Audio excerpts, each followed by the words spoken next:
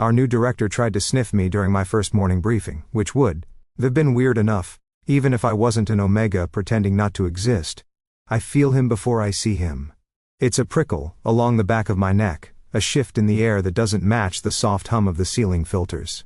32nd floor, glass walls, polished table, polite laughter that smells like caffeine and stress.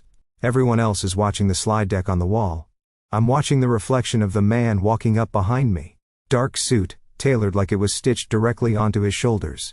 Broad frame, smooth stride. Posture too straight for a civilian. His hair's trimmed close at the sides, longer on top, black with a few strands that catch the light like steel. His expression is neutral, but his eyes, dark, focused, move over the room like he's cataloging exits. Malak Ibrahimi, new director, ex-military, Alpha. He circles the end of the conference table slowly, as if he has all the time in the world. Most alphas try to hide what they are in corporate spaces. He doesn't bother. He's not flaunting it either. He's just there, a fixed point the room orbits around. He stops behind my chair. Of course he does. I keep my gaze on the graph projected on the screen. Q3 revenue projections, green bars, red trend line, exhilarating stuff, and pretend I don't feel 6 feet of alpha stillness right at the edge of my personal space. Mr. Shaw, he says, voice low even. Is it? I don't have to look at him. I know he's reading my name off the tablet in his hand. I also know everyone else at the table just sat up straighter. The room ripples with attention like a dropped stone in water. Yes sir, I say, smooth and polite. My voice doesn't shake. 10 points to me. He doesn't respond immediately. Instead, he leans in closer. Not enough to be obviously inappropriate. Just enough that alpha heat brushes the side of my neck. Just enough that his inhale is unmistakable. Great. He's sniffing me like a suspicious suitcase. My fingers tighten around the stylus in my hand. I keep my shoulders relaxed, my posture neutral, my eyes on the screen. Behind me I feel it. The tiny, almost imperceptible stutter in his breathing. Because what he gets when he reaches for my scent is nothing. Not nothing. I'm not a ghost. But with the filters in the ceiling set to max and the neutralizer on my skin, whatever I am doesn't come through as omega. It comes through as bland, boring, not worth noticing. That's the goal. The room is so quiet I can hear the soft buzz of the projector. Continue, Malak says finally, to the presenter. He straightens and steps away from my chair. I let myself breathe again, very quietly. Across the table, Sienna from HR is watching me with eyebrows nearly in her hairline. I give her the tiniest shrug. I'm fine. Totally fine. Just being olfactorily frisked by my boss before 9:30 a.m. Completely normal. The meeting slides forward, numbers and bullet points, a polite chuckle here, a nervous cough there. People take notes, or pretend to. I actually do. It's easier to focus on data than on the alpha presence now sitting at the head of the table. He listens without fidgeting, elbows on the armrests, fingers lightly touching his chin. He doesn't interrupt, doesn't fill silence with noise. When someone speaks, he looks directly at them with that calm, heavy attention that makes people talk faster. He doesn't look at me again. But I can feel his awareness settle on me like a weight in the corner of the room. When Cole, my team lead, finishes recapping our quarterly analysis, he sounds relieved. He closes with, and that's why our current hedging approach minimizes exposure while keeping our risk level stable for the next 6 months. There's a murmur of approval. A couple of nods. Malak doesn't nod. He flips back through the report on his tablet, thumb moving steadily. Then he looks up, and the quiet in the room shifts from polite to charged. I have a question, he says. Cole smiles the way people do when they're about to be gently praised by upper management. Of course. Malak taps a line on the screen. You've based your risk projections on last year's volatility index, correct? Yes. Cole's smile doesn't waver. It's been historically reliable as a baseline. It was reliable, Malak says. Until 3 months ago. He swipes. A different graph appears on the screen. One that's not in our slide deck. Here. You're missing the secondary pattern. The micro spikes. The air thins. A couple of analysts trade anxious looks.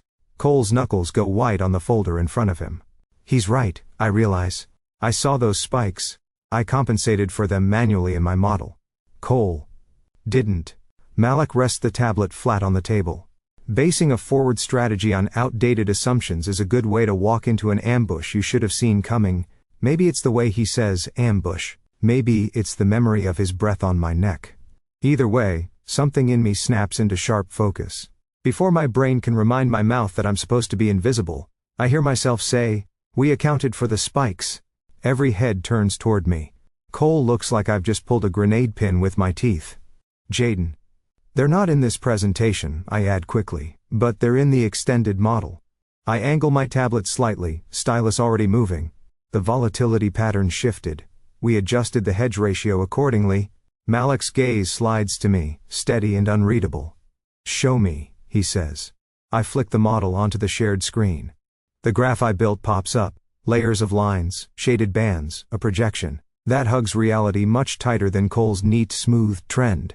I stand, more out of habit than anything else, and step closer to the screen, stylus poised. Here, I circle the micro spikes. You're right, the baseline isn't holding. But if you isolate the last quarter and weight by sector instead of average, you get this.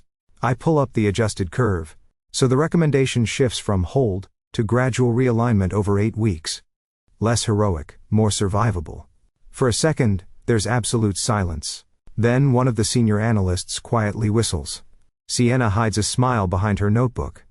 Cole looks like he wants simultaneously to hug me and throttle me. I can feel Malak watching me. Not the room. Me. Mr. Shaw built that segment, Cole says finally, clearing his throat. I should have included it in the main deck. That's my oversight.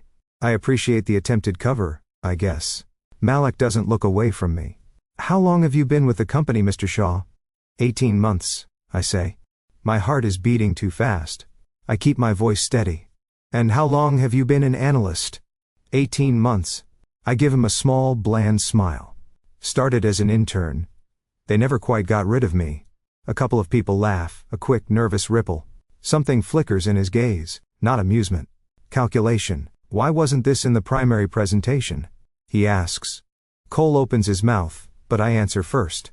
Because if we'd added every caveat and adjustment, we'd still be on slide 12. I angle my head. Most executives prefer the prettier version of the curve. There's a beat of stunned silence. Then, unexpectedly, the corner of Malak's mouth twitches. It's not a smile. But it's close enough that tension in the room loosens by a fraction. Executives may prefer pretty curves, he says. But I prefer not to. Be shot in the back because someone didn't want to clutter a slide. That's fair, I say lightly. Clutter is deadly. His eyes narrow a fraction, as if he's trying to decide whether I just agreed with him or mocked him. Spoiler, both. He lets it go. Next time, include the ugly version too, he says. I want to see all the ways this can go wrong before we commit to anything. Yes, sir, Cole says quickly. Malak leans back in his chair, but his gaze lingers on me for a second longer than it should. Long enough for me to feel it like static on my skin. Omegas are not supposed to talk to alphas like that in a corporate environment. To be fair, he doesn't know I'm an omega. That's the thing about sense in a tower like this, they're not just biology, they're politics. The filters in the ceiling hum softly, pulling everyone's pheromones into the vents, spitting them back out processed and neutralized. It keeps the air from turning into a chemical battlefield. It keeps alphas from accidentally starting dominance wars in the break room. It keeps betas from drowning in emotional noise. And it keeps people like me blurred. Before my awakening, I barely sent it as anything at all.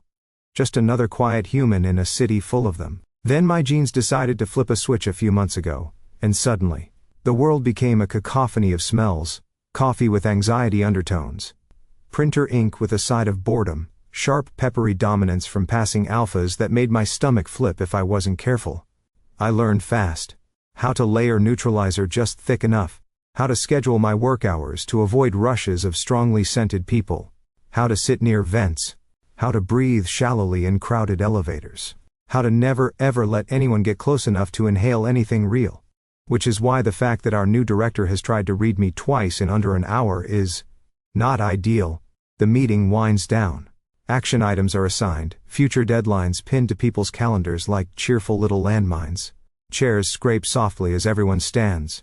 As we file out, Sienna catches my eye and falls into step beside me. What was that? She hisses under her breath, but she's smiling.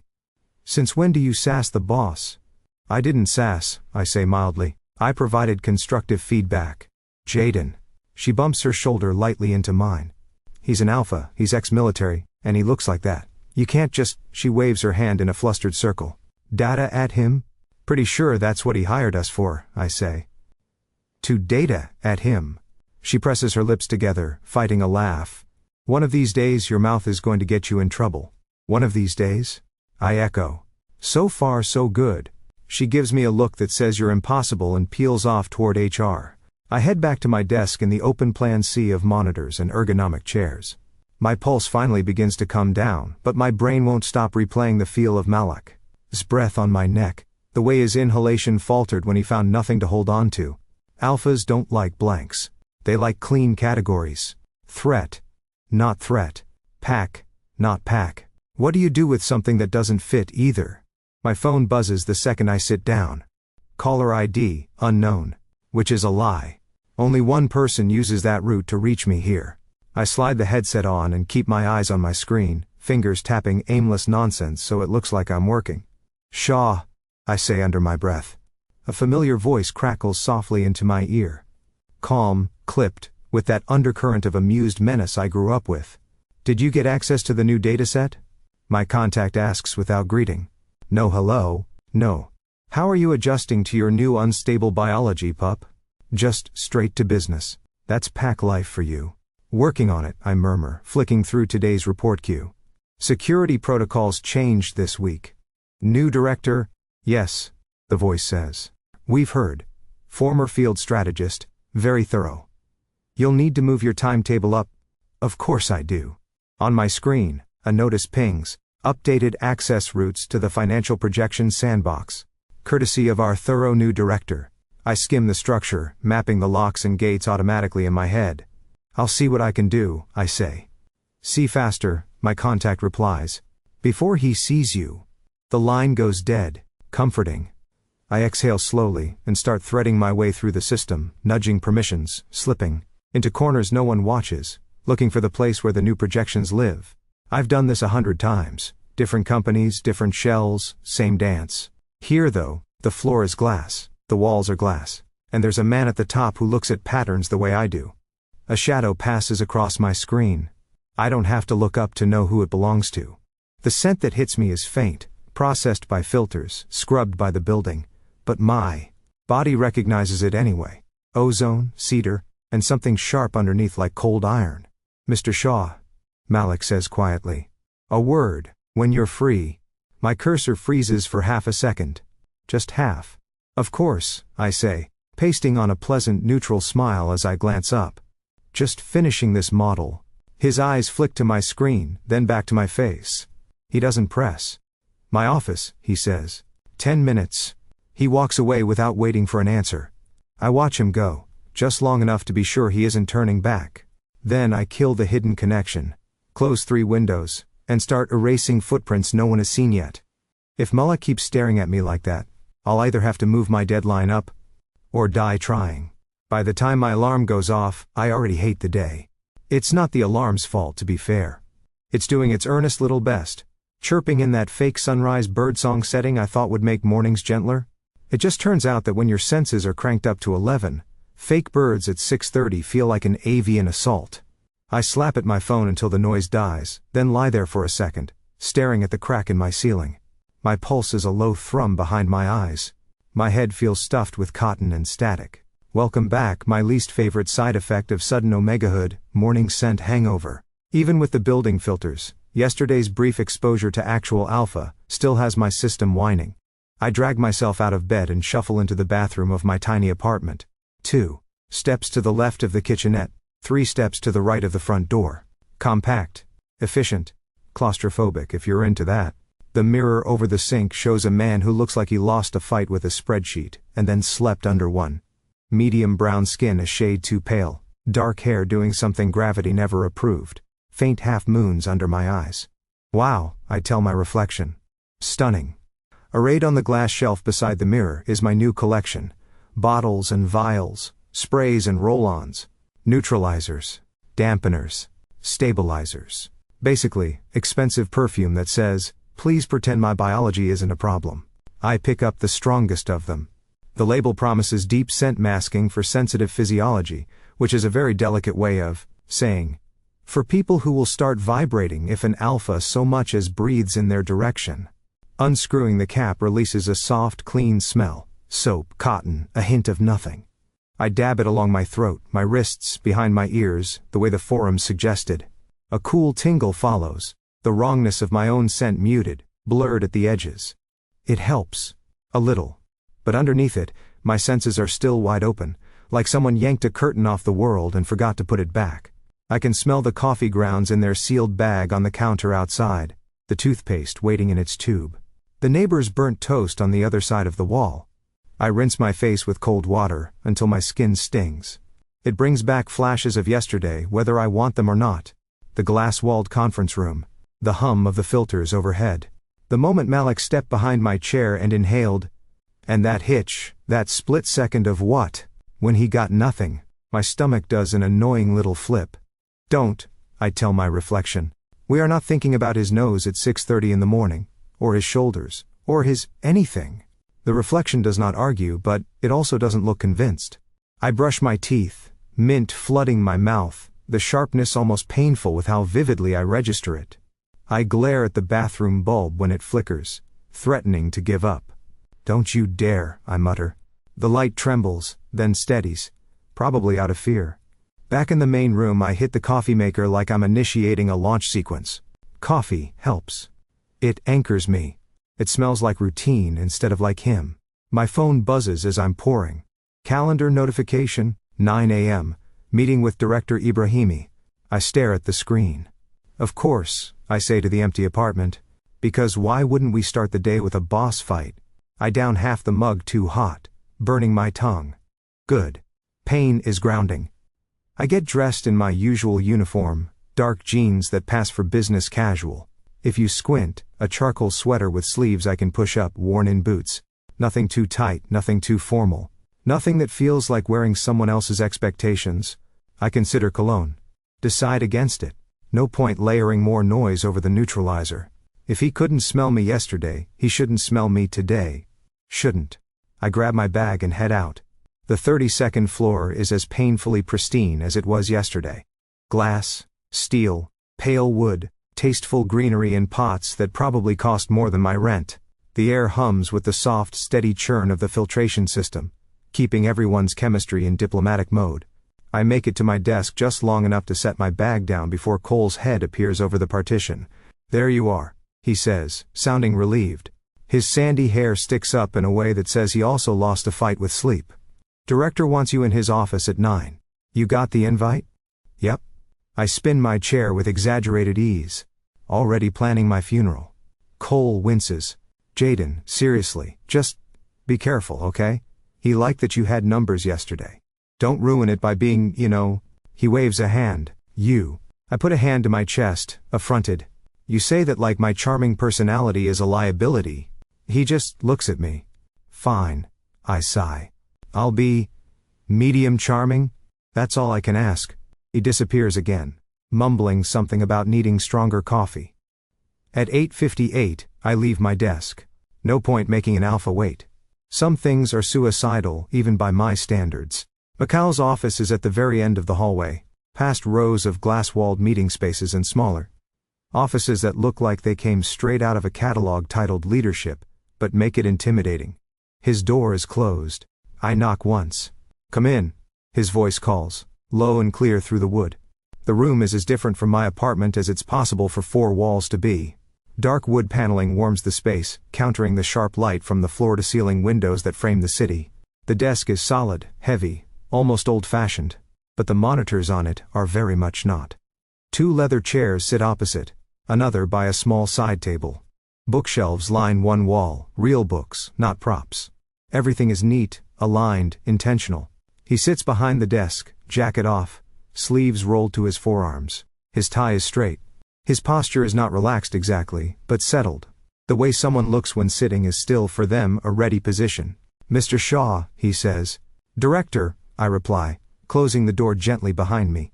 As I cross the room, I feel it, the tiniest change in the air. A shift in the way he breathes. It's subtle enough that anyone else would miss it, but my nerves are already tuned to him. He's trying again. He hides it better this time. No leaning in, no obvious inhale at my neck.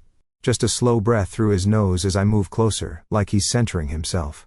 But his eyes narrow ever so slightly, confusion ghosting through them as my bland, carefully manufactured nothingness reaches him. I almost don't, but I can't help it.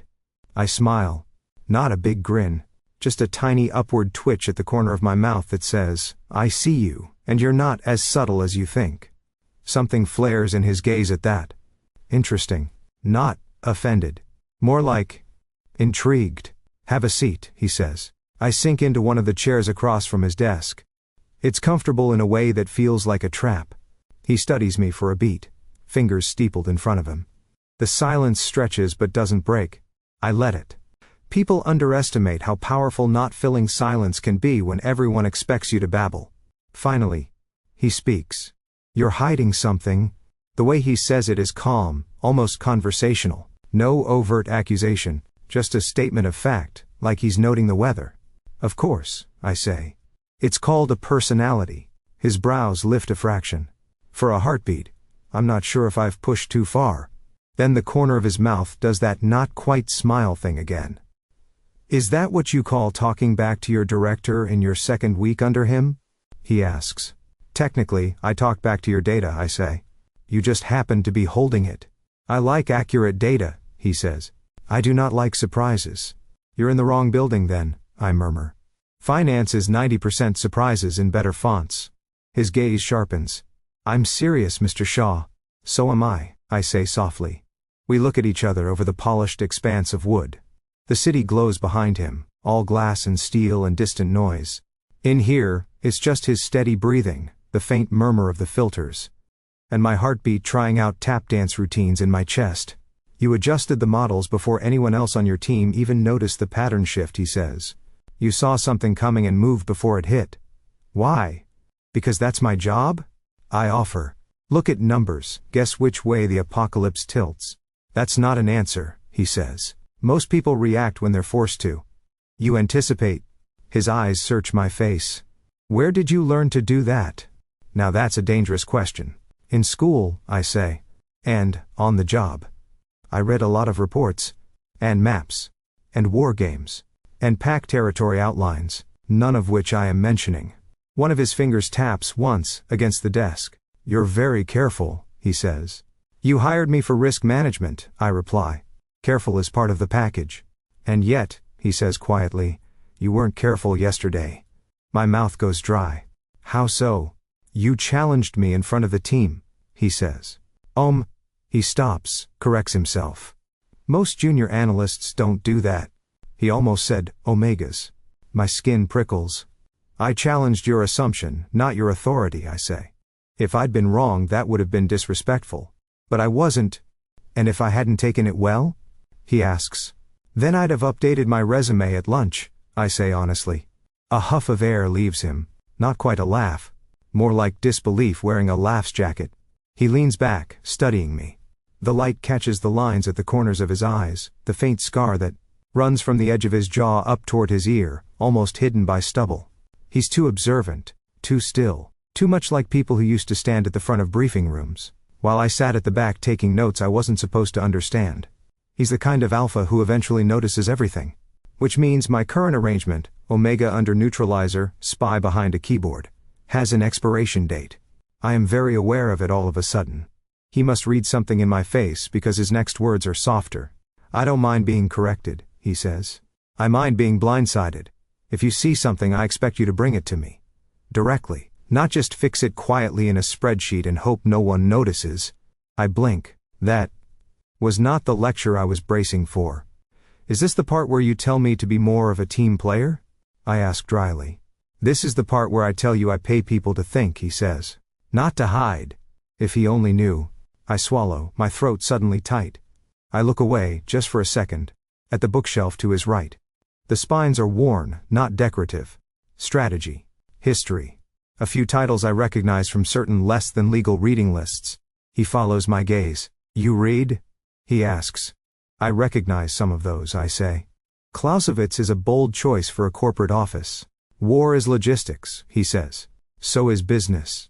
And here I thought you were just trying to intimidate us, I mutter. That too, he says. Our eyes meet again. For a breath, everything in the room feels sharp, focused. Like the moment right before a storm hits. I shift in my seat. Is there anything specific you needed from me, director, or did you just invite me up here to critique my meeting etiquette and book taste? He doesn't answer immediately. Instead, he stands. He moves around the desk, steps quiet on the hardwood. My muscles tense. I sit very still as he comes to stand by my chair, close enough that I have to tip my head back to see his face. He doesn't touch me. But the way he positions himself between me and the door is not accidental. It's habit. Training. Put yourself between the asset and the exit until you know which one they are. I am suddenly acutely aware that my neutralizer can't do anything about my pulse. I don't like not understanding things, he says quietly. His scent is faint through the filter-thinned air, but it's there. Cedar, ozone, that hint of iron. My body reacts before my brain finishes logging it. Heat prickles under my skin. My breath stutters in my chest. Then this company is going to be a fun puzzle for you, I manage. His gaze drops to my throat, just for a second. My skin tingles where I put the neutralizer. His jaw tightens. Like his instincts are trying to reach for something that isn't there. I should move. I should stand. I should sidestep. Put distance between us. Anything but sit here like a cornered rabbit pretending it's totally normal to be cornered. But my legs feel unreliable. The air between us thickens with something I do not have the vocabulary, or the courage, to examine closely. My fingers curl into the leather of the armrest. I hear my heartbeat in my ears. A traitorous part of me wonders what he'd smell like without the filters. The rest of me slaps that thought with a rolled-up newspaper. Are we done? I ask, because if I don't say something I might do something and that sounds worse. He seems to wake up from a thought. He steps back. The pressure eases. I can breathe again. Yes, he says. For now. I stand. A little too quickly. My knees aren't thrilled about it, but they cooperate. I smooth my sweater for something to do with my hands. At the door, I pause, fingers on the handle. Curiosity kills cats. It also kills careers. I know this. I look back at him anyway. He's watching me, expression unreadable, scent leashed so tight I can almost hear the strain. He shouldn't smell that good. It's irresponsible. The email hits my inbox at 10:02 a.m., and the entire floor stops breathing at once. It's impressive, really, how fast panic travels through a corporate open space when it's scent-related. Heads pop up over dividers like meerkats. Chairs squeak. Someone swears softly under their breath. I click the notification. Subject: temporary ventilation adjustment, 32nd floor. Body: due to routine maintenance, filtration on the 32nd floor will be operating at reduced capacity from 10:15 to 10:20 a.m. Please remain calm. There is no cause for concern. Which is exactly the kind of thing you write when there is, in fact, cause for concern. 5 minutes? Sienna says from the cube next to mine, reading over my shoulder. They're giving us 5 minutes notice? On the bright side, I say, they could have given us none. She stares at the screen, then at me. Jayden. That's so much worse. Around us, the buzz builds into a low-level hum. People are doing very normal things in slightly frantic ways. Reapplying neutralizers. Tightening ties, adjusting collars, downing coffee because clearly that will help. Zafria from legal, one of the senior alphas, is already on her feet, talking quietly to her team. No one leaves this side of the floor until I say so, she's saying, voice firm but calm. We stay put, we ride it out. Everyone remember their breathing exercises. Because that's what this is really about. Not oxygen. Politics. Scent is hierarchy. Scent is influence. Scent is 100 silent conversations layered over whatever your mouth is saying. Filtration keeps all of that at arm's length. We pretend we're just co-workers, not pack structures crammed into an office tower. 5 minutes of reduced filters is like pulling the plug out of a dam and saying, "Don't worry, it's just a little water." My phone buzzes again. Another notice. Please avoid using elevators between 10:15 and 10:20 a.m. due to potential ventilation inconsistencies in enclosed spaces. Oh yes, I mutter. That's reassuring. I check the time. 10:06. If I want to get down to the server room before everything goes feral, I need to move now. I'd planned this trip for later, but later just got upgraded to stupid. Where are you going? Sienna hisses as I stand, grabbing my tablet. Basement, I say. IT needs me to confirm something in person. They could send an email. They did, I say. This is an improvement. Her eyes narrow. Is this one of those times where I should tell you to sit still and be boring? Yes, I say. Absolutely, do that. Retroactively. I'm already halfway down the aisle. Cole pops up from behind his monitor like some kind of worried whack-a-mole. You saw the ventilation notice, right? Yep, I say, backing toward the hallway. Which is why I'm going now, and not when it turns into an emotional haunted house. Try to be back before 10:15, he says. Or just, don't be in a box with other people. Believe me, I say. That is my brand. I hit the hallway at a brisk walk, phone buzzing lightly in my hand as more updates roll in. I ignore them. The elevator at the far end of the corridor glows a soft, inviting green. Elevators and I have an understanding. I pretend they're not metal coffins. Suspended by cables, they agree not to malfunction while I'm inside. Today, apparently, we're testing that relationship. I jab the call button. The doors slide open with a pleasant chime. Empty. Thank every minor god. I step inside, hit B2 for the sub-basement, and watch the doors start to drift closed.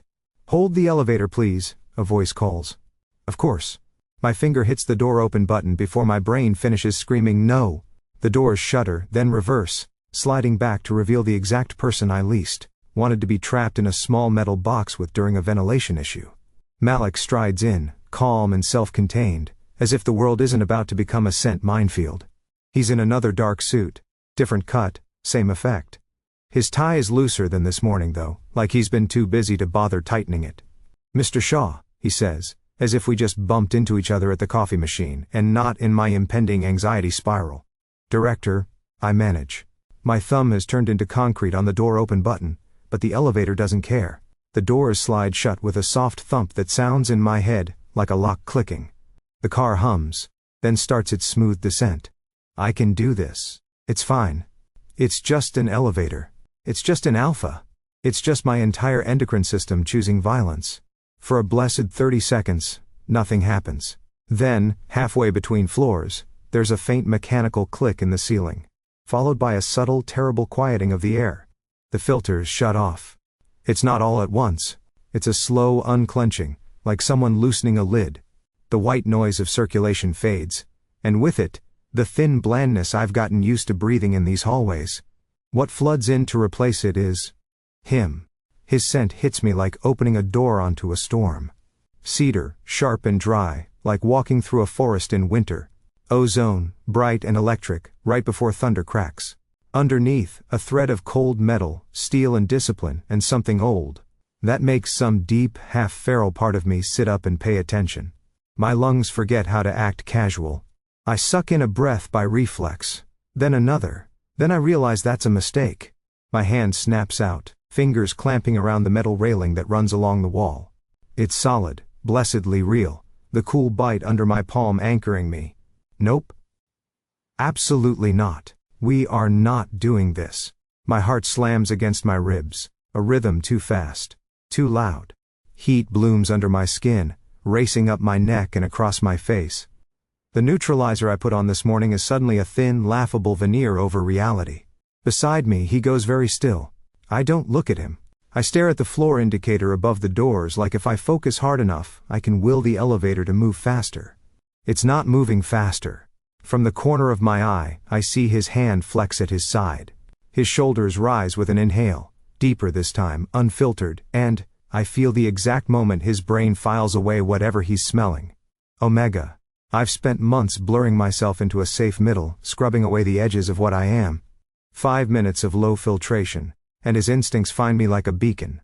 My vision edges a little too bright. The overhead fluorescents seem harsher, outlining every line in his suit, the tension in his jaw. When I risk a glance up, his eyes meet mine. They're different. Still the same dark brown, but there's a new depth to them, pupils blown wide, iris thinned. Something ancient and hungry, and aware peering out through all that civilized restraint. My own vision shifts in response, the world narrowing to points of focus, the veins in his hand, The way his chest rises and falls, the almost imperceptible clench of his teeth. Oh. Great. Semi-shift. Fantastic. Omega, his instincts are saying. Mine?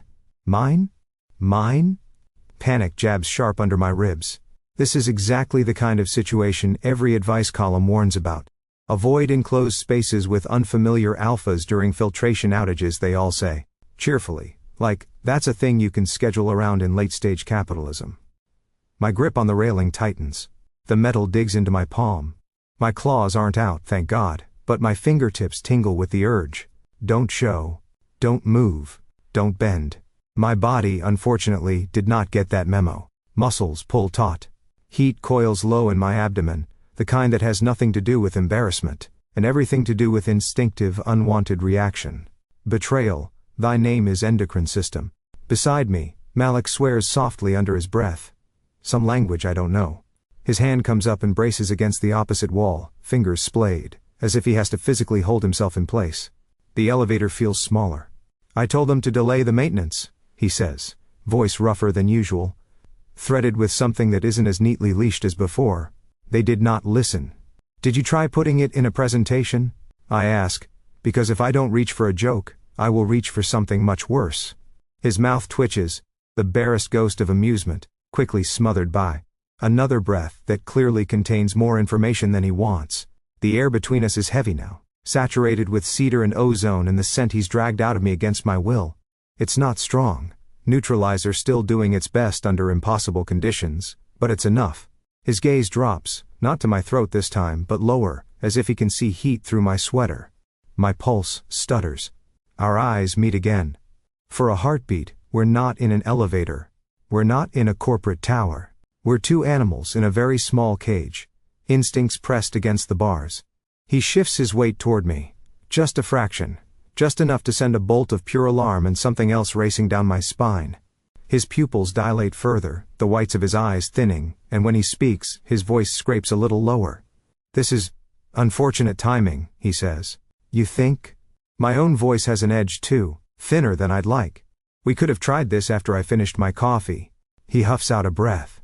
It's half a laugh, half a growl, which would be terrifying, if it didn't also send a shiver down my back that makes me want to punch myself. My knees feel like they're considering mutiny. I shift my stance, leaning more on the railing, angling my body slightly away from him to break the line of whatever this is. He notices. Of course he notices. His jaw tightens again, a muscle ticking near his ear. It occurs to me, vaguely and with a kind of horrified awe, that he's fighting this as hard as I am. He could step closer. He could crowd me back into the corner of the car, let instinct dictate contact. Let our bodies figure out what our mouths would be too busy denying. He doesn't. Instead, he plants his feet like he's bracing against a blast and focuses on the floor indicator the way I did. As if sheer willpower can make those numbers change faster. He's holding himself back. For me. The realization makes my chest feel weirdly tight. Silence stretches. The hum of the elevator is the only sound, punctuated by both our breathing, too measured, too deliberate, like we're both counting seconds. I can't take it. Well. I say finally, voice dry as I can make it, this is awkward. His head turns toward me so sharply I almost flinch. For a second something fierce flashes in his eyes, then it cracks, just a little. A real smile tugs at his mouth, quick and reluctant, like it snuck past his guard. Yes, he says. That would be one word for it. I cling to that tiny victory like a life raft. If I can make him smile, I can pretend I'm not one badly timed breath away from melting into a puddle of omega disaster on the floor. The floor indicator dings. B1. The car shudders, then continues. Another ding. B2. Blessed beautiful numbers. There's a soft whoosh, as the old familiar hum of the filtration system kicks back in. The air lightens. The sharp edges of his scent soften, thinning, dispersing, until all that's left is memory and the ghost of ozone. My body does not get the memo as quickly as the air does, but at least my brain can think again. The elevator slows to a stop. The doors slide open on the dim concrete of the sub-basement hallway. We both hesitate for half a second, like neither of us is entirely sure how to move now that physics is on our side again. Then he shifts, just slightly, stepping back from the doors. After you, he says. It's a small thing. 2 words. Half a step. But for someone wired like he is, standing between me and the exit 3 minutes ago, it feels like a tectonic plate shifting. I force my legs to cooperate and step past him, out into the cooler air of the hallway. The neutralizer on my skin catches up, blurring the last traces of what just happened. "Director," I say, without looking back. "Mr. Shaw." His voice is steady again. More or less. I walk down the hallway, counting each step until I'm sure I'm out of his immediate range. Only then do I let myself exhale, lungfuls of basement air rushing out in a shaky sigh. My palm still tingles where I crushed the railing. My heart still hasn't quite decided on a regular rhythm. My brain keeps replaying the image of his hand braced on the wall, his pupils blown wide, the invisible line he refused to cross. Why does he hold himself back? For me? Malak studies spreadsheets the way some people study holy texts. I realized this 2 days after the elevator incident, when I happened to pass his office late in the evening. Most of the floor has gone home. The lights are dimmed to a softer setting, the open plan space muted and half empty. My brain is too wired to leave, so I told myself I'd just finish one more model. This is objectively a lie. I'm on my way to the break room for more tea I'll resent drinking when I glance toward the end of the hallway. His door is open a crack. Through it, I catch a slice of him at his desk, sleeves rolled, tie off, collar loosened just enough to ruin my night. 3 monitors glow in front of him, each split into grids of data. Not the pretty dashboards everyone else uses. Raw logs. Timestamps. IP addresses. Access paths. Strings of numbers and codes most people's eyes would slide off. His don't. He leans over the desk, one hand braced on the wood, the other moving the mouse with precise, economical motions. Lines of information rearrange into patterns under his touch. He flips between views, overlaying time, location, authorization levels. It looks exactly like watching a general bend over a map, tracing where the enemy slipped through the lines. Every time he zooms in on a path, my stomach tightens. I know those patterns. Late-night logins from a workstation that's never technically in use past 7. Access to report repositories someone at my level shouldn't even know exist. Tiny, careful deviations from normal behavior, too small to set off automated alerts. But glaringly obvious if you're someone who thinks in ambushes and contingencies. Someone like him. He drags a cluster of entries into a window, ties them together with a query, and pulls up a list of associated user IDs. My pulse pounds in my throat. Don't be on there, don't be on there, don't. The angle shifts as he adjusts his screen. I lose sight of the list. All I see is his expression. It's not angry. It's focused. Sharply, intensely focused. Like he's just confirmed something he suspected and now he's deciding what to do with it. He reaches for a folder beside his keyboard, flips it open. My name isn't big enough to read from here, but I'd bet money one of those tabs has Shaw Jayden on it. I could walk away. I should walk away. Instead, I stand in the semi-dark hall, watching the man who is almost certainly triangulating my life. He doesn't call IT. I hear no phones. No security pings go out across the floor notification system. His shoulders stay relaxed. He just keeps working, connecting, as if he has time. As if he's already decided not to pull the trigger, yet. I go get my tea. My hands only shake a little. 2 mornings later, there's another departmental strategy meeting. Different conference room this time, smaller, less fishbowl, more war room. No projector, just a smartboard and a table strewn with printouts that smell like fresh ink and rising stress. I'm at the far end, tablet in front of me, data loaded, models ready. Cole fidgets with his pen. Sienna scribbles notes she won't need, because she remembers everything. Malak stands at the head of the table, jacket off, shirt sleeves perfectly rolled. He's been here long enough now that people have adjusted to his presence on the surface. They've learned how to joke with him, how to read when he's being serious versus very serious. They have not, to my knowledge, seen him look at anyone the way he looks at me when I speak. So if we adjust the sequence, we can front-load the higher-risk positions now, I'm saying. Gesturing to the board where my model glows in blues and reds. That way we're not backed into a corner 6 months out when volatility spikes again. I know I'm talking too fast, but the numbers make sense and I like when things make sense. They're cleaner than people. Cole nods along. And that keeps our exposure under the threshold the board set last quarter, he adds. We maintain flexibility without overcommitting. One of the senior betas from risk management leans forward. That projection assumes the pattern holds, she says. What if it doesn't? I swipe to the alternate branch. Then we pivot here, I say. We've kept a wedge of liquidity uncommitted. We can redirect without taking a massive hit. Worst case scenario, we stabilize instead of gaining, which given current conditions is still a win. There's a moment of silence as they process that. I can feel his gaze on me the entire time. When I finally risk looking at him, he's not even pretending to be subtle about it. He's standing slightly to one side, arms folded, eyes on my face like he's reading subtitle text I can't see. It's not the heated, instinctive awareness from the elevator. It's colder, sharper, as if he's overlaying this version of me over the log entries he saw on his screen, seeing where they match. Whatever Sienna was about to write, she doesn't. Her pen stills. She glances between us, eyes narrowing thoughtfully. This is the part where other people start to feel it. The edge under everything. The betas in the room shift in their seats, restless, picking up on tension that isn't flirting exactly, but definitely not just a normal boss-employee dynamic.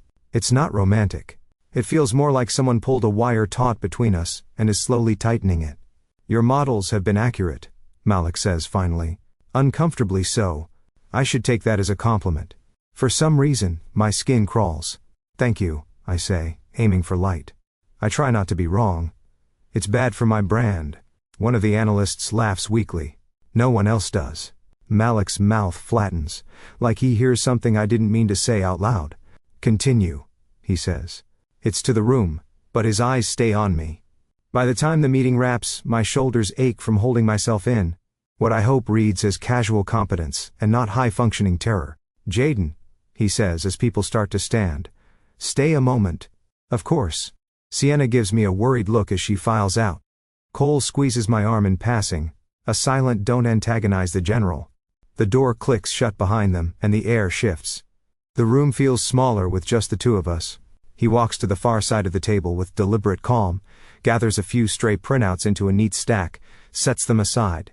He doesn't speak until he's positioned himself opposite me, hands resting lightly on the back of a chair. There's a long stretch of silence. I force myself to meet his eyes. No point pretending I don't know something's coming. When he finally speaks, he doesn't ease into it. I know you're reporting to someone, he says. Who is it? For a second, the words don't compute. They land, but the meaning skids across the surface of my brain, looking for purchase. Then my body gets there first. Heat spikes under my skin. My muscles coil without my consent. Every careful bland scent curve I've been maintaining stutters, warping with a flash of panic and defensive anger. It's small. It's controlled. It's still more than I've let slip in months. His nostrils flare, just once. I don't quite hiss, but it's a near thing. My throat locks down on the sound. You're going to have to be more specific, I say. My voice comes out tighter than I'd like. His gaze sharpens. Don't insult me, he says quietly. You know what I mean? I swallow. My tongue feels thick in my mouth. The urge to bolt is almost physical, a line of electricity running from my spine to my knees. A smart man would confess something small now. Offer a manageable truth. Trade it for mercy. I am smart. I am also not suicidal.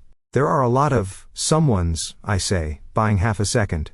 If you mean other departments, I do talk to compliance. And internal audit. And I've seen the logs, he says, cutting me off. Unscheduled access. Files pulled after midnight. Data leaving our network through channels no one officially uses. There's no anger in his tone. That makes it worse. He steps around the chair, slowly, circling the table to come closer. My fingers curl against the cool surface of the wood. Maybe you should talk to IT, I say. Sounds like they're slacking. I did, he says. They think it's a ghost in the machine. He tilts his head. I don't believe in ghosts. He stops on my side of the table. Close, but not looming. His scent is clean and leashed, the filters doing their best, but I can still catch the outline of cedar and ozone around the edges. I stare at a point over his shoulder, so I don't have to see the exact shape of his eyes when he strips me down to what I am. I share models, I hear myself say. Anonymized ones, with an external research group. It's a forum. For independent analysts, we stress test scenarios, compare projections. That's probably what you're seeing. It's a good lie, as far as lies go. There's even a grain of truth in it. I did lurk on a few of those boards when I was still learning civilian finance. But it's not the truth he wants. He's close enough now that I feel the weight of his attention like a hand between my shoulder blades. "You're lying," he says. Not accusatory, just factual.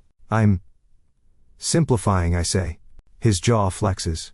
For a moment, I think he's going to press, push, pin me to the metaphorical wall, and shake the full answer out of me. He doesn't. Instead, he leans back against the table, crossing his arms. The motion puts a little distance between us. My lungs seize the opportunity, dragging in a shaky breath. "Whoever they are," he says, "they're using you to probe for weaknesses." It's like being punched in the sternum with the truth. He knows. Maybe not the word pack, maybe not the names, but he understands the shape of it, the direction of the pull. My throat tightens. "And you're just, what? Letting that happen?" His eyes narrow. "I'm watching," he says. "Very closely." "That's comforting," I say. It doesn't sound like a joke. It sounds brittle. "I can stop this," he says. "Right now. One call. One report. You know that?" "Yes, I do." We stand there in the quiet, his words sitting between us like a loaded gun on the table. "Why haven't you?" I ask. The question slips out before I can kill it. He looks at me for a long time, long enough that I start to count my own heartbeats to stay anchored. "When someone digs around your defenses," he says slowly, "you can do one of two things. You can plug the hole and hope they don't find another. Or you can let them keep digging and see who they're digging for." "So I'm bait," I say. "You're talented," he corrects. "And reckless. And you see patterns other people miss. That makes you useful." His gaze softens by a millimeter. "It also makes you vulnerable. To the wrong people." It's ridiculous that the words sting. As if I haven't known that my whole life. I wet my lips. His eyes flick down, then up again. "So what now?" I ask. "Do I get a leash, a tracking collar, weekly debriefs and a stern talking to whenever my keystrokes look suspicious?" His mouth twitches, but the humor doesn't reach his eyes. "What you get," he says, "is a choice." The word rattles me so much I almost miss the way my phone buzzes in my pocket. I glance down. He notices. Of course he notices. "Answer it," he says. "If you don't, they'll just try another way." A chill runs through me that has nothing to do with the air conditioning. I step back, putting a polite distance between us, and fish my phone out. The screen flashes an innocuous number I know too well. I accept the call, angling my body away out of habit. "Shaw. Status?" The voice is low, distorted, more careful than usual. "We need the updated hedging protocol file. Today. Before end of close." My grip tightens on the phone. "That's short notice," I say. "New information. New deadline." A pause. "Our window is closing. You understand?" "Yes, I do." Another unauthorized access this soon after his audit will glow like a flare against the logs I saw on his screens. One more wrong move, and the ghost in the machine stops being theory and becomes a case file. "I'll see what I can do," I say, because not agreeing would be its own kind of danger. "Do more than that," the voice says, then cuts off. I'm aware of Malak the entire time. His presence, his stillness, the way his attention sharpens with every word I say, even though I keep it deliberately vague. When I put the phone away, he hasn't moved. "They're impatient," he observes. "You have excellent hearing," I say faintly. "I have excellent instincts," he says. "And I put your name on the short list of people who might get calls like that days ago." I flinch. He steps around me then, heading for the door. For one wild second, I think he's finally going to do it. Go to security, end this, end me. His hand lands on the doorknob. He pauses. "I'm implementing new traps in the system this week," he says without turning around. "Anyone who reaches too far will set them off." My mouth is dry. "Is that a warning?" "It's information," he says. "What you do with it is your problem." He opens the door. As I walk back to my desk later, the request from my pack weighing heavy in my pocket and his words heavier in my head, I realize I am not sure which side of this I'm more afraid of anymore. The people who own my past, or the man who's watching my future like it's a battlefield. It hits me then, somewhere between the water cooler and my chair. A strange, disorienting swirl of feelings I don't have names for. Fear, obviously. The sense of standing in the center of a tightening net. But underneath it, threaded through like a stubborn glinting wire, there's something else. Respect. And worse, a pull I can't write off as just biology anymore. For the first time, I let myself admit it. if only silently. I am scared of him, I admire him, and I'm starting to want him. All at once. The men from security arrive at 9 sharp, and the entire floor smells like fear. They're easy to spot, even if you ignore the badges clipped to their lapels. The suits are darker, sharper, cut to restrict nothing and hide everything. Their shoes are quiet. Their eyes aren't. They move through the open plan space in pairs, like a slow-moving storm, one talking, one watching. Stopping at desks, asking to see laptops, phones, ID, smiles that don't reach their eyes. Polite questions with teeth. What's going on? Someone whispers 3 cubes over. Routine audit, someone else whispers back like, that makes it better. Sienna slides into the chair next to mine and pretends to check something on my screen. Her knee bounces. Jayden, she says under her breath. Tell me you didn't do anything recently that would make this a non-routine audit. Define recently, I say. She gives me a look that says, now is not the time for jokes. I force my fingers to unclench from around my stylus. I haven't done anything since we talked, I say, which is technically true if we define anything very, very carefully. Her gaze flicks toward the far end of the floor. Malak is standing there with the head of security, talking in low tones. He's in a charcoal suit today, no tie, posture straight as ever. Calm. Controlled. He doesn't look at me. That's not reassuring, she mutters. Routine audits are good, I say. Keeps everyone honest. She snorts. Keep telling yourself that when they ask to see your browser history. I pale. I never visit anything weird at work. She says. Tell me that again without smelling like you just remembered your independent research forums. I'll be fine, I say, more to convince myself than her. Security reaches our row. Mr. Shaw. The nearer one asks. His badge says H. Larson. Beta, by scent and posture. His partner is an alpha who smells faintly of leather and coffee and tightly leashed impatience. Yes, I say. Good morning. Routine device check, Larson says. Company protocol. Can we see your laptop for a moment? Sure. My voice doesn't crack, so that's something. I log out of everything that isn't bolted down, hand my machine over, and sit very still while he plugs in a drive and runs their scan. My heart beats an unhelpful staccato against my ribs. I know what I've done in this system. I also know I've been careful, mostly. The alpha hovers behind him, watching me more than the screen. I keep my face politely blank. So, I say lightly, busy morning? Larson doesn't look up. Nothing you need to worry about, Mr. Shaw. Terrific. That's exactly what someone says, right before you need to worry about everything. After a few eternal minutes, he unplugs the drive and slides the laptop back toward me. All set, he says. Thank you for your cooperation. Any time, I say, and manage not to sag in relief until they've moved on to the next victim. Sienna exhales. Okay, she says. That wasn't so bad. That, I say, was Act 1. She goes a little gray. There are acts? There are always acts. There's never just one pass. If they're here for me, this is the outer perimeter sweep. The real danger is in system logs and access trails I can't see from here. I glance down the aisle again. Malak's watching the security team move, hands in his pockets, expression unreadable. He says something to the head of security, who nods, takes notes. It should make me feel worse. Instead, I feel, oddly, steadier. Like if he wanted to, this would already be over, which might be the stupidest thought I've ever had, and I once tried to eat cafeteria sushi on a Friday. I pull my laptop closer, needing to anchor myself in numbers, not speculation. My inbox pings. A new message from IT. Subject, updated access path. Hedging protocol repository. Body. Per Director Ibrahimi's request, we've reorganized the hedging protocol files into a dedicated archive. You are receiving access due to your role in model development. Below that, a link. My stomach drops. The timing is too perfect. Too neat. The exact file set my pack asked for, in a newly created tidy package, announced on the day security floods the building. A trap. It has to be. Or a shield. Or both.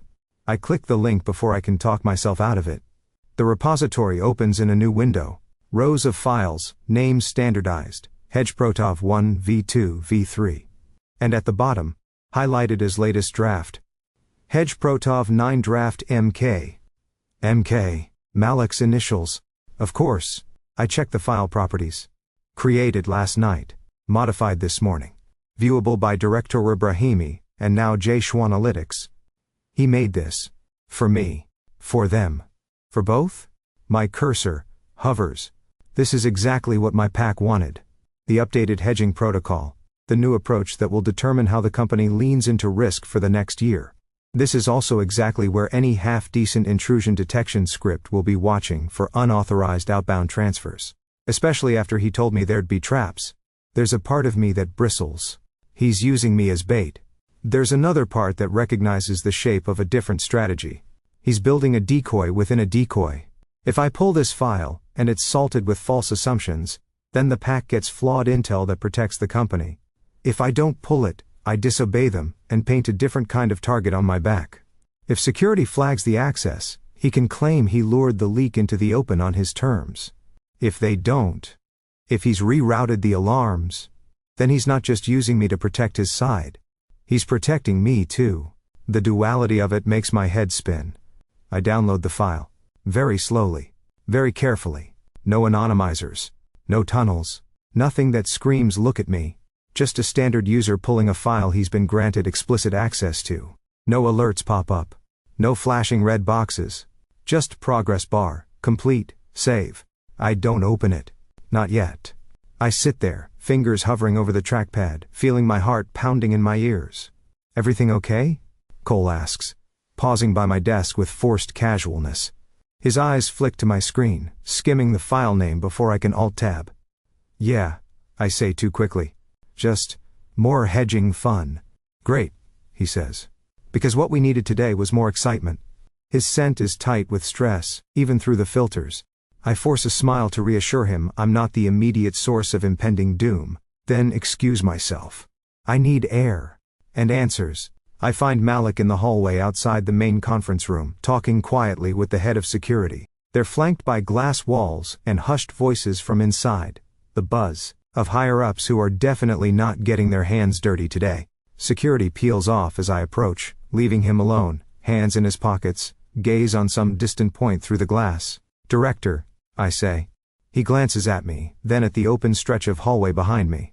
Calculating the optics. Calculating everything. Mr. Shaw, he says, shouldn't you be at your desk while we tear your world apart? My world fits on a 16-inch screen, I say. I can see it from here. His mouth twitches. That's not comforting. Welcome to my brand. My heart's beating too fast. I try not to let it show. I have a question. He lifts a brow. You usually have several. Just one this time, I say. Why didn't you turn me in? The words land between us with a weight I didn't anticipate. His expression goes very, very still. We stand there in the quiet hum of corporate air, surrounded by clear glass and muted chaos. People drift by at a distance, glancing, pretending not to watch. He could brush me off. He could remind me that answering questions during an active security audit is not in the script. Instead, he studies my face like he's counting the ways this could go wrong. Would you prefer that I had? He asks finally. That's not an answer, I say. His eyes narrow, just a little. No, he agrees. It isn't. He pushes away from the wall, taking a step closer. Not enough to violate any HR policies. Enough that his presence settles over my skin like a pressure front. Up close, his scent is threaded through with the today version of stress, sharper, edged with cold focus. The filters blur it. But my traitorous biology fills in the gaps from memory. I don't lose assets, he says quietly. Assets, I repeat, trying not to flinch. That's what I am to you. His gaze drops to my mouth, then back up. You're also a liability, he says. Don't look so offended. The two aren't mutually exclusive. Charming, I say, because if I don't lean on sarcasm, I might lean on him, and that would be a whole different disaster. A muscle jumps in his jaw. His eyes darken, pupils shifting just that fraction that says some deeper layer of him has stepped forward to listen. Would you prefer I let security handle this?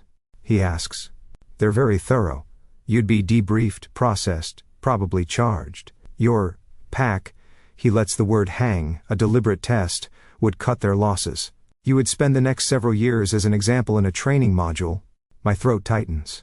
You think I don't know that? I think you know it too well, he says. And I think fear has you backed into a corner where you can't see anything else. And you, I say, anger sparking under the fear, decided to what? Build a nice little trap to dangle in front of me? See what I do? Put your initials on it like some kind of personal signature? My voice shakes. I hate that it shakes. Hedge Protov 9 Draft MK. Really? He doesn't even look surprised I found it. Of course he doesn't. You needed a way out, he says. This gives you options. This gives you leverage, I snap. Over me. Over them. Over everything. It gives you a chance to choose, he says, sharper now. To send them poisoned intel instead of our actual strategy, to slow them down, to make their next move less effective. I stare at him. The hallway narrows, a tunnel of glass and light, and the hum of the building's nerves. And if I take that chance? I ask. What do you get? His gaze softens in a way that unnerves me more than his anger would have. I get a better read on which way you're leaning, he says. And I get proof that you're not just a knife someone else is holding to my throat. It's a ruthless honesty. There's no point pretending it isn't. You're still using me, I say quietly. Yes, he says, without flinching. I am, just as they are. The difference is that I'm not planning to discard you when you stop being useful. My lungs forget their job for a second. His scent shifts, an almost imperceptible shift, cedar deepening, ozone brightening, like the prelude to a storm. My own chemistry answers before I can clamp down on it. The air between us sharpens, charged with uninvited recognition. We're standing a little too close now. Not enough for anyone walking by to call HR, but enough that my skin hums with awareness of every line of his body, every breath he takes. This is not the place. This is not the time. My pulse drums in my ears. I force myself to focus on the one thing that matters. You could have handed me to security and been done, I say. You didn't. Why? His eyes lock on mine. Behind the professional mask, something fierce and inconvenient flickers. I told you, he says. I don't lose assets. That's not enough, I say. He hesitates. Just for a heartbeat. Then, very quietly, especially ones who fight back, the words land like a physical touch. My fingers curl against my sides. Heat crawls up my neck. The neutralizer on my skin strains to keep everything contained, but I know my scent isn't perfectly flat anymore. There's too much adrenaline, too much conflict, too much want tangled in the fear. He inhales, just once, a controlled drag of air through his nose. His pupils darken, widening. For a terrifying second, his composure fractures, and I see the alpha under the director, the part that wants to step into my space, pin me to the wall, put a mark on me that says mine to any other nose that comes close. He doesn't move. The muscles in his jaw tighten. His hands curl into fists, then slowly loosen. He is holding himself back with visible effort. My own body is a battlefield. Instinct whispers things I've spent my whole life refusing. Logic screams that I should be running as far and fast as I can from both the people who own my past and the man who's offering me a dangerously tempting future.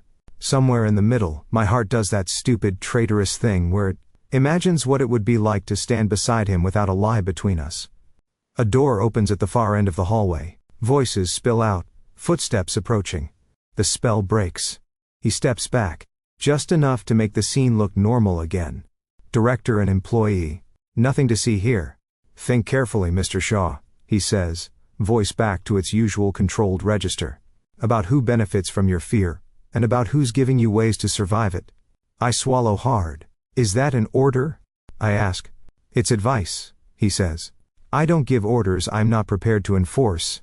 Our eyes lock one last time. The space between us hums with everything unsaid. Then he turns and walks away, blending into the flow of dark suits and corporate urgency. I stand there for a few seconds longer, heart pounding, scent a mess inside, the cage of my skin, trying to make sense of the knot in my chest. He's using me. He's protecting me. He's dangerous. He's the first person who's given me a way to be something other than a weapon or a sacrifice. The realization settles into me like a seed, full of promise and threat in equal measure. I'm terrified of him.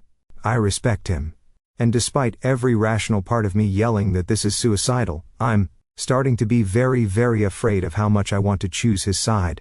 By the time the rain starts, I've already decided I'm done running. It's the soft kind at first, just a mist over the city, turning the streetlights into smeared halos. By the time I get to the far corner of the parking lot, it's coming down, harder, flattening my hair to my forehead and soaking through my sweater.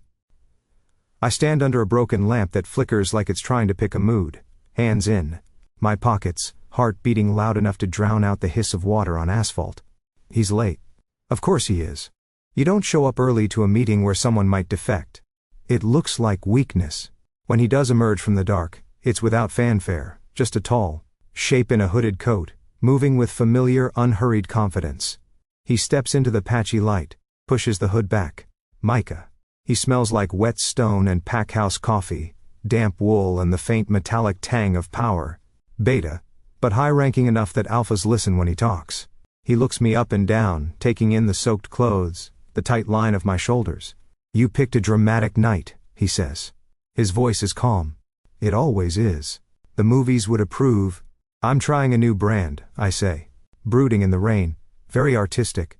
His mouth doesn't even twitch. You have the file. Straight to business. No hello. No. How are you surviving your double life, Jayden? I suppose that's on theme. I pull my phone out, swipe, bring up the encrypted drive. It took me hours to strip my own fingerprints off it, to reroute and scrub and overlay enough static that if anyone else digs, they'll see exactly what Malak wants them to see. Hedge Protov 9 Draft MK. I hold the phone up just out of reach. You'll get it, I say.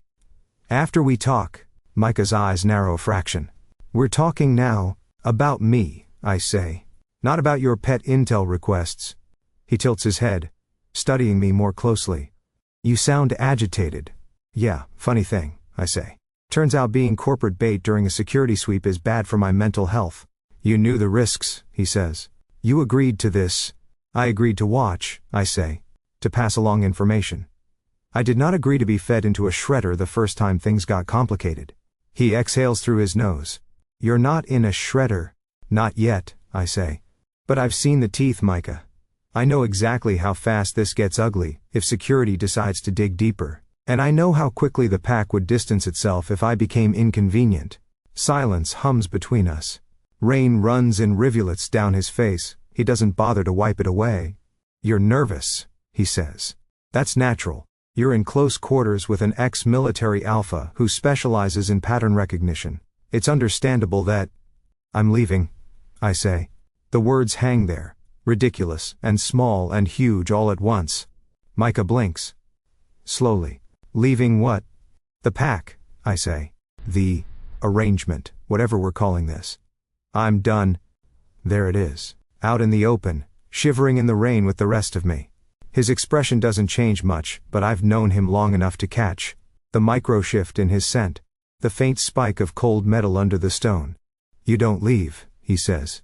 You step back, you lie low, you move cells, you don't leave. I just did, I say. Jayden. He takes a step closer. Not threatening, not quite. You are too valuable to throw a tantrum over one stressful audit. This isn't a tantrum, I say. It's a reality check. I'm an Omega sitting in the middle of a corporation run by wolves with MBAs feeding intel to a pack that will happily let me burn if it keeps their paws clean. I'm done being the only person pretending that's a fair deal. You're overestimating your leverage, he says, voice going a shade colder. Without us, you are one scared Omega with a suspicious search history. And a boss who will eventually stop being amused by your attitude. He means it as a threat. It lands as something else. Yeah, I say. About that? Micah's gaze sharpens. What did you do?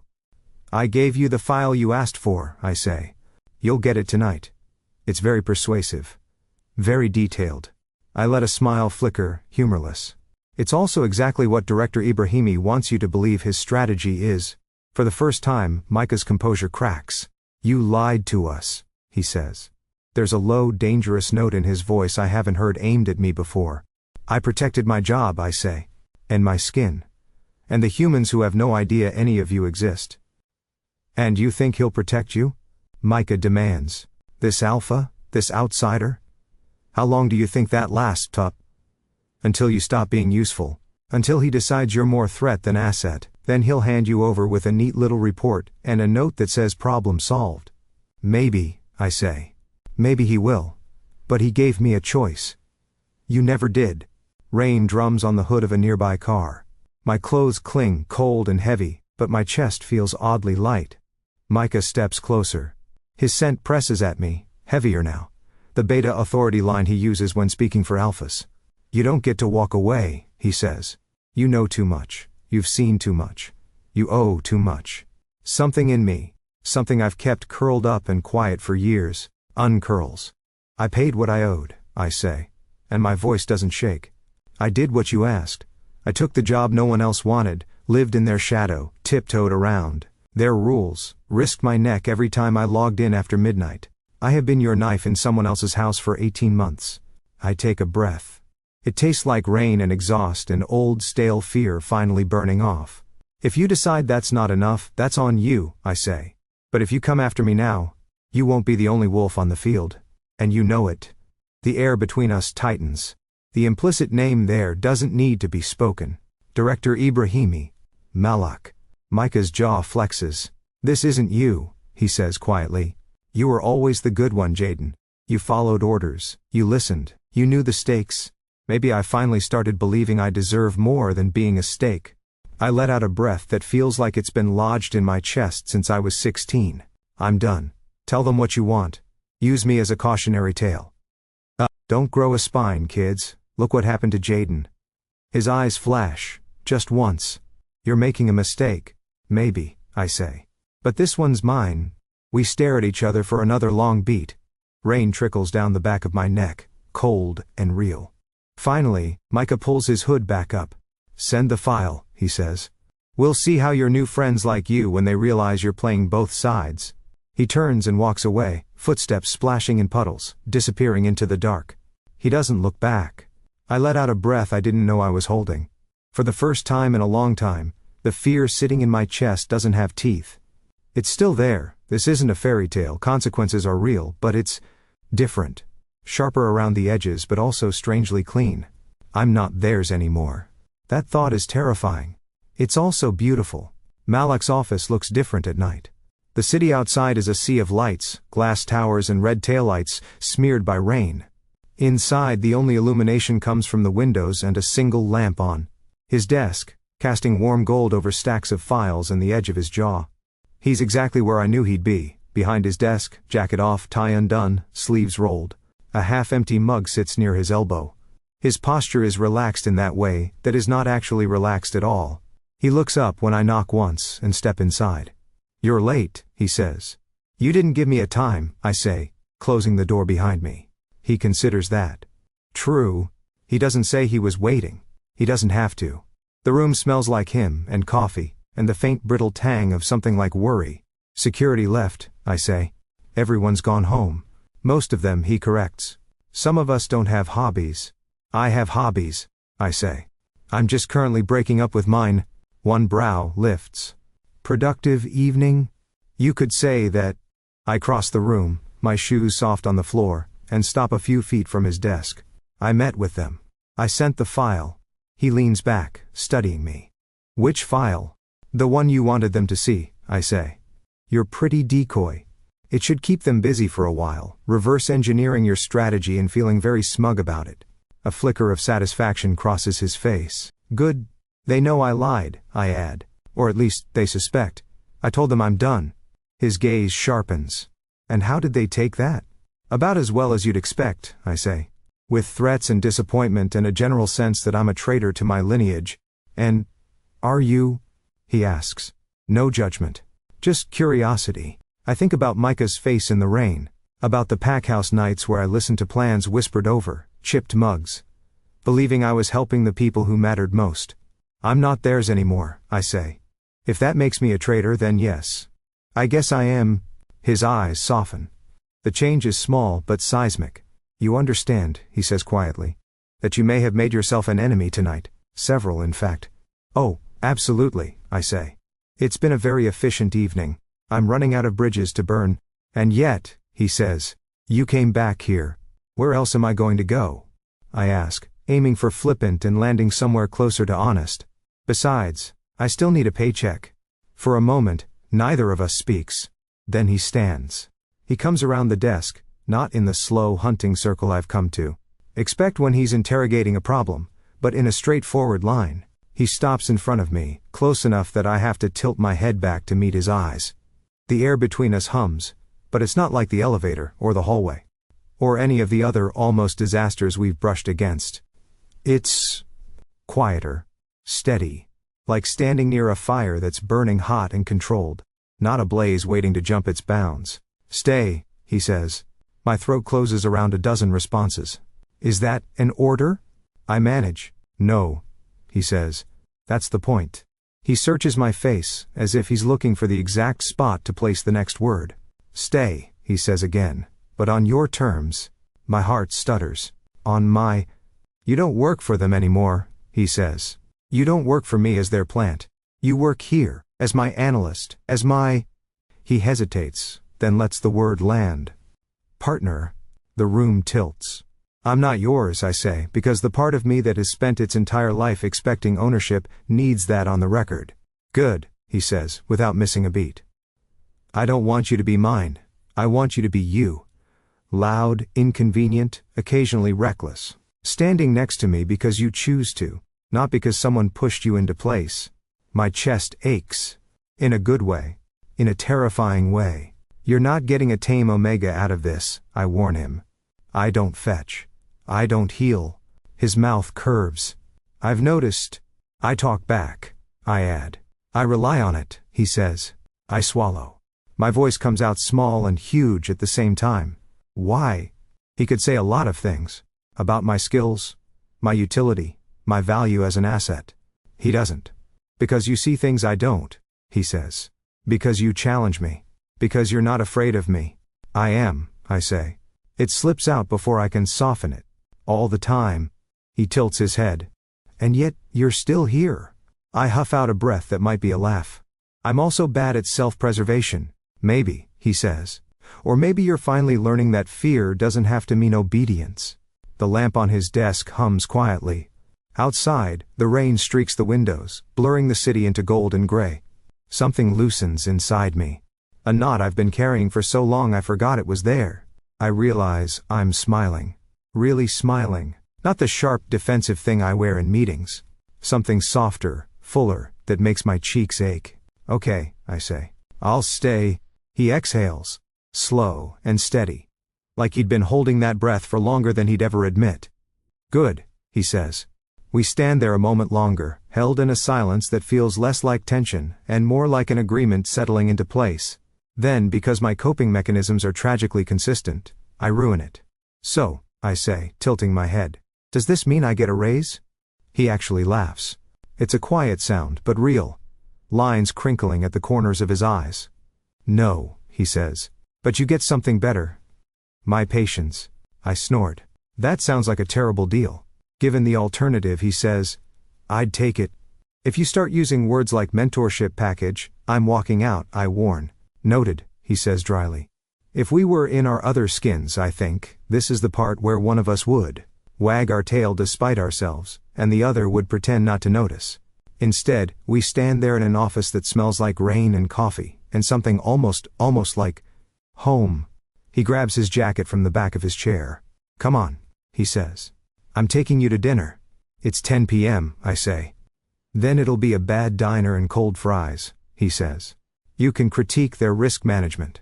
Wow, I say. You really know how to woo a guy. He goes very still for half a second, then shakes his head, a small, incredulous smile on his face. One step at a time, Mr. Shaw.